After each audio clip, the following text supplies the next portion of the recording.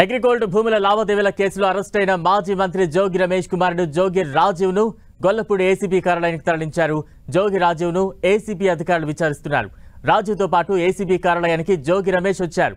అగ్రిగోల్డ్ భూముల వ్యవహారంలో రాజీవ్ను ACB arrest చేసింది. ఈ కేసులో A1 గా జోగి రాజీవ్, A2 గా జోగి రమేష్ బాబాయ్ జోగి వెంకటేశ్వరరావు ఉన్నారు. మరోవైపు ఏసీబీ సోదాలపై మాజీ మంత్రి జోగి రమేష్ మండిపడ్డారు.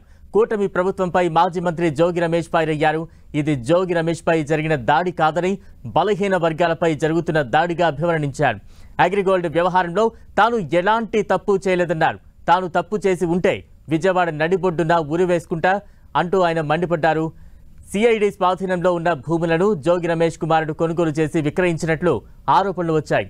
ఎన్టీఆర్ జిల్లా అంబాపురం గ్రామం సర్వే నంబర్ 87లో 2300 గజాల అగ్రిగోల్డ్ భూమి వివాదంలో ఉంది. దీన్ని ఏపీ సిఐడి స్వాధీనం చేసుకుంది. అగ్రిగోల్డ్ భూముల వివాదంలో ఉండటాన్ని సాకుగా తీసుకుని జోగి తనయుడు రాజీవ్, జోగి రమేష్ బాబాయ్ అయిన జోగి వెంకటేశ్వరరావు కలిసి చెరో 1000 గజాలకు పైగా తమ పేరుతో రాయించుకున్నట్లు ఆరోపణలు ఉన్నాయి. ఈ ఆరోపణల నేపథ్యంలో రాజీవ్ను ఏసీబీ అరెస్టు చేసింది.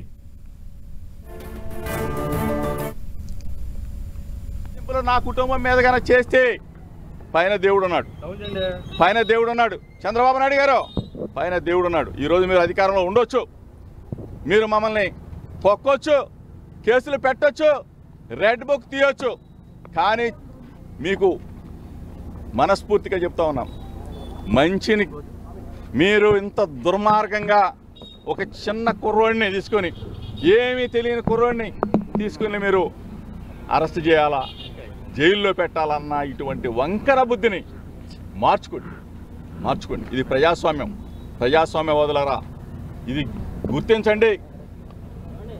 నేను గానా నా కుటుంబం గానా అగ్రిగోల్డ్ ఆస్తులో కానీ ఏదైనా తప్పు చేస్తుంటే విజయవాడ నడిబొడ్డులో ప్రజల సాక్షిగా అవసరమైతే ఊరేసుకుంటాం. తప్పు చేస్తుంటే ఊరేసుకుంటాం. అంతేగాని ఇట్లా మమ్మల్ని బలహీన వర్గాలను వేధించడం న్యాయమా, ధర్మమా? చంద్రబాబు నాయుడు గారు, మీకు న్యాయమేనా? చంద్రబాబు నాయుడు గారు, దయచేసి మరొకసారి మీరు ఆలోచన చేసుకొని మీడియా మిత్రుల ద్వారా ప్రజలందరికీ కూడా ఇది జోగి రమేష్ మీద కుమారుడి మీద జరిగిన దాడి కాదు. ఇది యావత్ బలహీన వర్గాల మీద, గౌడ కులం మీద, గౌడ కులస్తుల మీద జరిగిన దాడి ఇదని చెప్పేసి మీ ద్వారా తెలియజేస్తా ఉన్నా.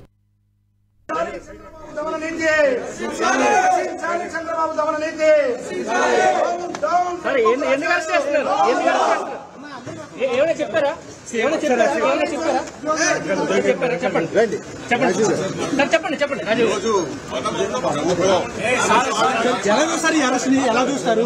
నిజంగా ఈ భూమి అక్రమాలు పాల్పడ్డారా? ఏంటి అందరూ కొనుక్కున్నట్టే కొనుక్కున్నాం అంటే అమ్మినోళ్ళు అన్ని చూపించే మాకు అమ్మారు, మేము అలాగే అమ్మాం. ఈనాడు పేపర్లో వాళ్ళు ప్రకటించి అమ్మారు, మేము కూడా ప్రకటించి అమ్మాం. ప్రభుత్వం కక్ష సాధింపు చర్యగా ఈరోజు మీద కక్ష పూర్తిగా నన్ను అరెస్ట్ చేస్తా ఉన్నారు. ఎలా ఫైట్ చేయబోతున్నారు?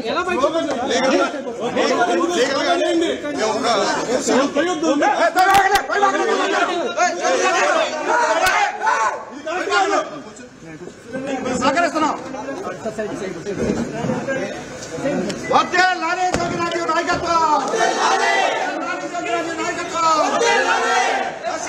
చంద్రబాబు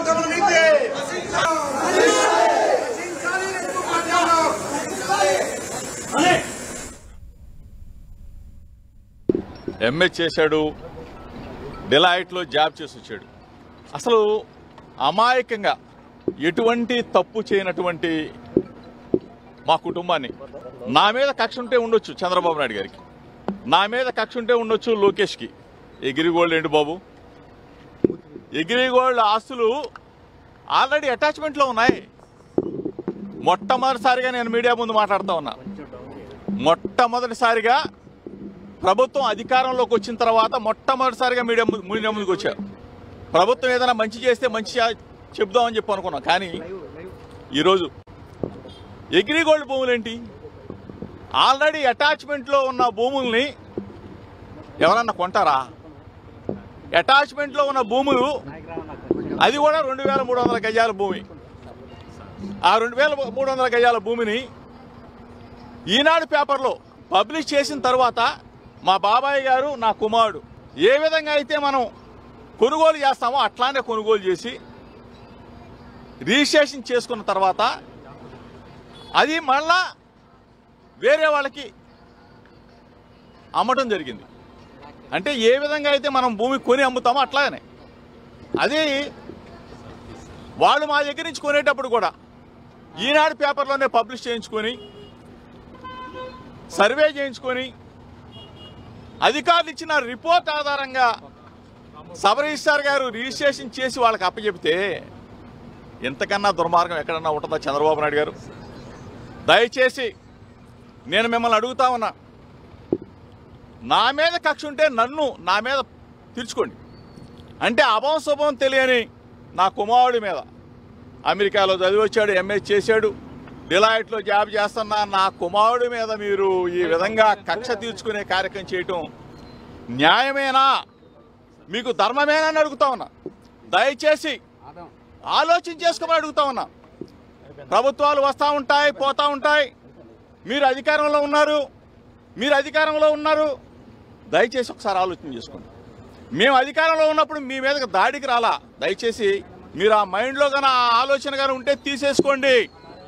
ఆనాటి ముఖ్యమంత్రి జగన్మోహన్ రెడ్డి గారి మీద అయ్యన్న పాత్రుడు గారు చేసిన విమర్శల్ని నానా బూతులు తిట్టిన తర్వాత మీ ఇంటికి వచ్చి ఒక పెద్ద మనిషికి నిరసన తెలియజేయటానికి వచ్చాను తప్ప మీకు చెప్తే ఈ వ్యవస్థని మారుస్తారేమో, 40 సంవత్సరాల చరిత్ర ఉన్న రాజకీయ అనుభవం ఉన్న చంద్రబాబు నాయుడు గారు ఒక మంచి చేస్తారేమో, ఒక మంచి ఉద్దేశంతో రాజకీయాలను తీసుకొస్తారేమో అని చెప్పేసి మేము ఆలోచన చేశాం. కానీ దయచేసి ఇటువంటి దుర్మార్గాలకి ఒడి కట్టవద్దు చంద్రబాబు నాయుడు గారు.